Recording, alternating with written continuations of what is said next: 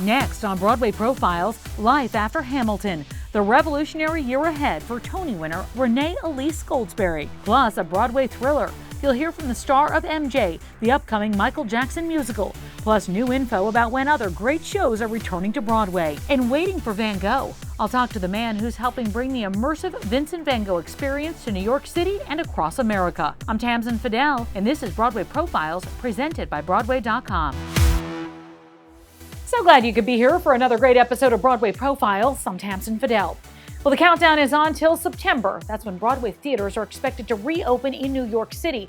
But in the meantime, we're back here every week telling the stories of our favorite Broadway stars. I remember that dream like candlelight, like a dream that you can't quite place. But Alexander, I'll never forget the first time I saw your face. Stars like Renee Elise Goldsberry, because she has a lot going on these days. Of course, she's a Tony Award winner from the original cast of Hamilton, streaming right now on Disney+. She's also starring in not one, but two new TV shows, including one in the Marvel Universe, plus the latest offering from executive producer Tina Fey. Right, Paul? That's right, Tamsin. The big news right now with Renee is Girls 5 Eva, the new comedy that premiered this month on Peacock. It tells of a 90s-era girl group that gets one last shot at pop stardom. We talked about that fun project and more. Let's go, ladies. I have places to be. 4 grown ladies trying to be pop stars again. Strap in. Girls 5 ever. Too early. That was Sprite. Girls 5 Eva. What is it like being on set with all those funny women? I mean, your list of co-stars, I just can't imagine what it was like staying in character and not just like losing it. Well, it was, it reminded me of watching the Carol Burnett show when I was a kid. There's a whole lot of sorry, I can't not laugh with these ladies saying these words, like taking myself seriously sometimes. I'm so excited to share it because we had so much fun. There was so much love and laughter. And I feel like there's no way that didn't get on the camera and that it's not going to be there. And some of my favorite things watching is like watching people that look like they're having a really good time and like vicariously living through them. And that's definitely happening here. I actually feel working with the best storytellers, it actually calms me down because I think, if they want you to do it, they could get anybody in the entire world. If they want you to do it, what they want is you. And if something doesn't work or is not funny, they're gonna let you know. It's not like they're not clear about what's funny. Right. And that's actually from theater experience. Typically you're working for really the smartest people in the world. And I feel very, if they buy what I'm doing, I'm always like, well, I guess it's working for somebody. Like it just really sets me at ease. Low-rise jeans with a one-tooth zipper, eyebrows thin, bronzer thicker, whale tail peeking, ready for the weekend, and our eyes are all over you, boy. So let's talk about Wiki. So where is she at the beginning of the show and where does she sort of fit in the group? Well, it's a great arc, let me tell you that, because you think in the first few minutes that she is everything social media will make you think we are, if you're good at it. And quickly the illusion is just like the bottom drops out and you realize that she's just probably worse off than all the rest of the girls, even though they start thinking that she's the one that made it. And then she has to spend, she's so humbled. It's kind of beautiful to watch somebody who, feels so entitled to so much, be so humbled, and then to let her go along the journey of finding out, well, what does it really mean to make it? That's a big question here. And we ask that all the time. What does it really mean to make it?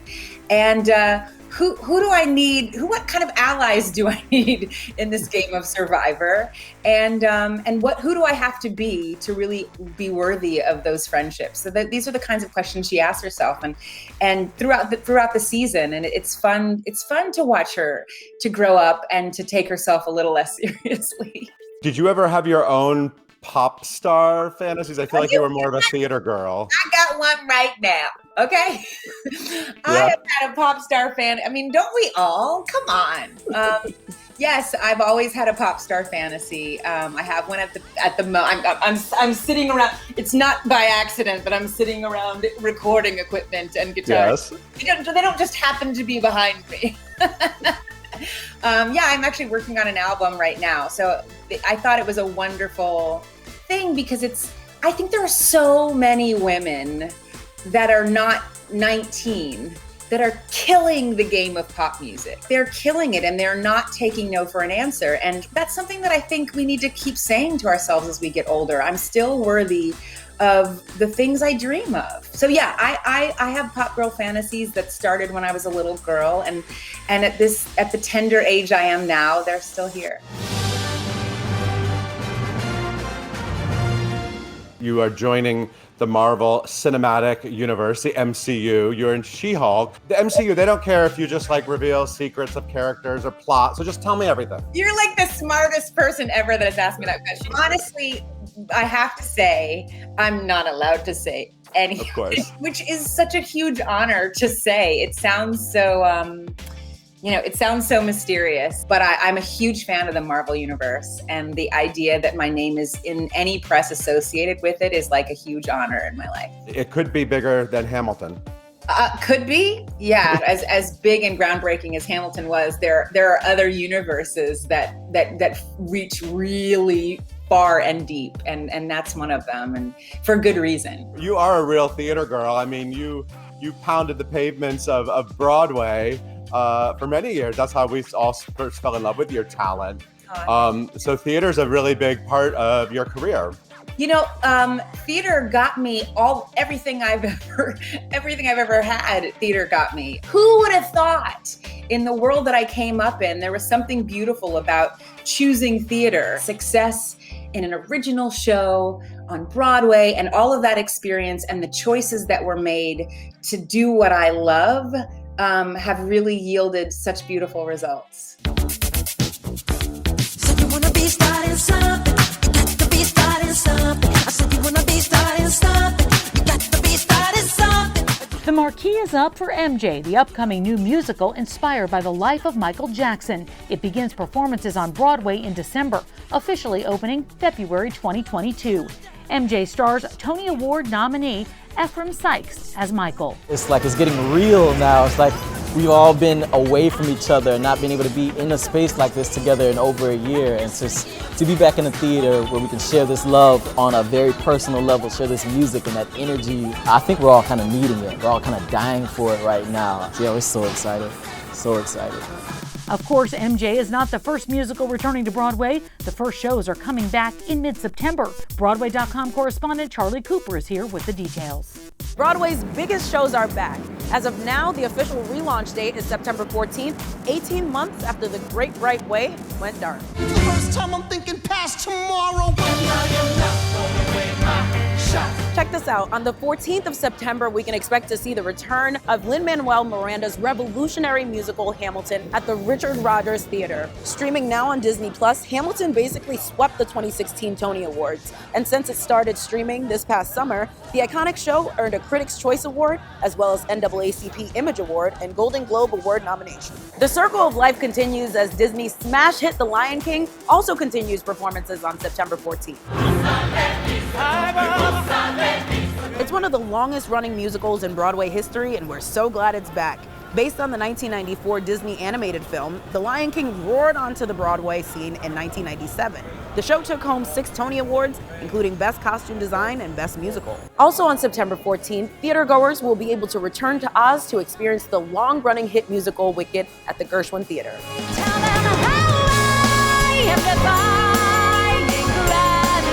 Wicked is a prequel to The Wizard of Oz, a Broadway staple since October 2003. It's one of the longest-running musicals in Broadway history, spawning numerous national tours as well as a production in London's West End. The Tony-winning revival of Chicago will also resume right here at the Ambassador Theater on September 14th. I'm gonna rouge my knees and roll my stockings down. And all that jazz. It's just in time for the revival's 25th anniversary. The production has been running on Broadway since 1996. With all the razzle-dazzle, it's the second longest running show in Broadway history. We're still waiting on official start dates for many shows. The news keeps changing, but we'll keep you up to date. Broadway's coming back, and we're excited. David Korins is a builder of worlds, the Tony-nominated set designer of both Hamilton and Dear Evan Hansen, and now a new project. A totally immersive experience, a complete deep dive into the art of Vincent van Gogh. The exhibit opening in New York City next month. The show slated to be seen in 19 cities across North America this year. I had a chance to talk with the project's creative director, David Corrins. Let's talk about what the pandemic was like for you, or has been like for you, and the work you did. When last March happened, the pandemic happened, I was in tech rehearsal for Mrs. Doubtfire, which would have been my 4th Broadway show. I think I had 27 projects that were shows running around the country and the world that all shut down. Now, of course, as we kind of build back into live events, in a way, the Immersive Van Gogh is the first, I think it's the biggest live event that's going to happen in New York since the shutdown. You know, it's massive. It's 70,000 square feet. And because we built it so that you can kind of go through the experience with your hands in your pockets, and it's big enough that I think that we're going to be able to have a ton of people go through it.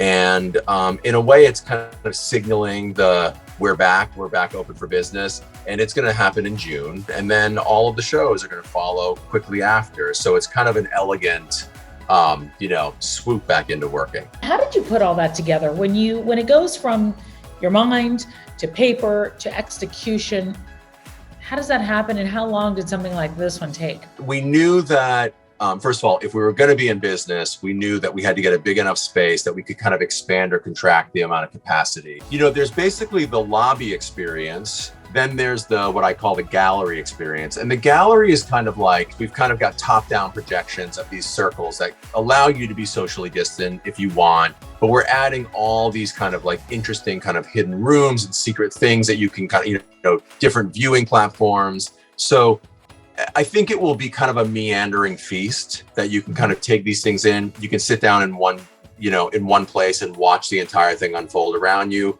or you can kind of move through it and explore. How is this experience versus what you do on Broadway when you are handed that kernel of a show or that script and somebody says, can you take it from here? Well, on Broadway, I act as a set designer. So I think that the set designer kind of has two big parts to it. One is early on co-conceiver of like, how are we going to present this thing? With Hamilton, Lin made a 26,000 word, 51 song, 30-year piece of American history. And then Tommy and Andy and I kind of figured out how we're going to present it. The other part of the job is I have to literally manifest the physical environment, right? I'm responsible for the physical world. With Immersive Van Gogh and in my creative director work, there is no director. So I'm kind of I attach much more deeply to the kind of consumer journey. So my responsibilities for Immersive Van Gogh, and in that vein of my company and my body of work, kind of what you interact with from the outside of the building, your consumer journey, all the way through ticket booth, in the line, in the experience, all the way out is something, I own that experience. And because of that, you can kind of like really sculpt a much, much more holistic journey for people. And don't go anywhere. There's still a whole lot more to talk about on this edition of Broadway Profiles. Coming up, Scout's Honor. Nina Grollman is here to talk about her role as Scout Finch in Aaron Sorkin's To Kill a Mockingbird. This is Broadway Profiles, and we're going to be right back.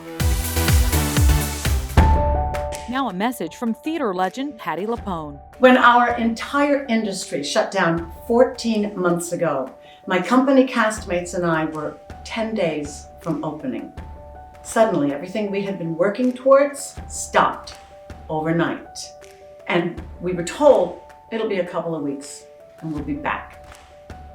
Now, at long last, Broadway is preparing to raise her curtains and we are preparing to return. I'll be the first to admit that at various moments since March last year, my hope had significantly faded, if not walked out the door completely. But if there's an upside to having to be away from my spiritual home for so long, it was that it made me realize just how much theater means to me. For those of us who love it, there's no substitute. And without an audience, there's no show. So I speak on behalf of our entire community when I say, welcome back to Broadway, Broadway, we miss it so. We're leaving soon and taking June to start our show. We miss you. welcome back to Broadway. And when we're together again, it'll be one hell of a show. Aaron Sorkin's latest film, The Trial of the Chicago 7, is fresh off 5 Oscar nominations, including Best Picture and Best Original Screenplay. But when live theater returns to Broadway and across the country, you definitely don't want to miss his fresh adaptation of To Kill a Mockingbird. In the Broadway production, Nina Grolman plays Scout, and she's this week's fresh face. I think I was just always a theater kid. My mom saw me in a 2nd grade production. Well, it was less a production, more like a class show of like Magic School Bus, I think. I had like one line, it was like, "Look, a whale!" or something. And my mom was like obsessed. She was like, "She's got presents, that kid's got it." She was like, "I enrolled you in a theater class." And I was horrified because I was a pretty introverted kid. But I remember like walking into like the first day of like the theater class and kind of making like an active choice to like be extroverted. I first came to New York City when I got into Juilliard. I'm from Fargo, North Dakota. It was a big leap. New York was not always the place I wanted to be. I mean, it was in my realm of possibilities, but it was never like dead set on Juilliard, dead set on New York. Juilliard was sort of a last minute decision. My drama teacher, she really encouraged me to just audition for everything. But she was like, just audition for Juilliard, like just do it. Then it just happened to be, I just happened to get in. My first exposure to the story of To Kill a Mockingbird was in 9th grade. We read it for English class. And to be honest, at the time, I wasn't absorbing any of it really. So coming back to it, revisiting it now, it's like mind-blowing how many things went over my head. Doing the role and diving into the more emotional aspects of the story is a completely different thing, and that's why I'm so grateful to be doing it at this time in my life where I can really appreciate all the nuances of the story. And of course, Scout is not only just totally herself, but learning overwhelmingly difficult things at a young age. And it's a lot to go through every night, but it's also a privilege to go through and to like try to embody the spirit of a child, to do that truthfully and meaningfully, and honor Scout, honor Harper Lee is a real privilege, yeah. Coming up, COVID the Musical? We'll tell you how to watch the new show from best-selling author Jodi Picoult. We'll be right back.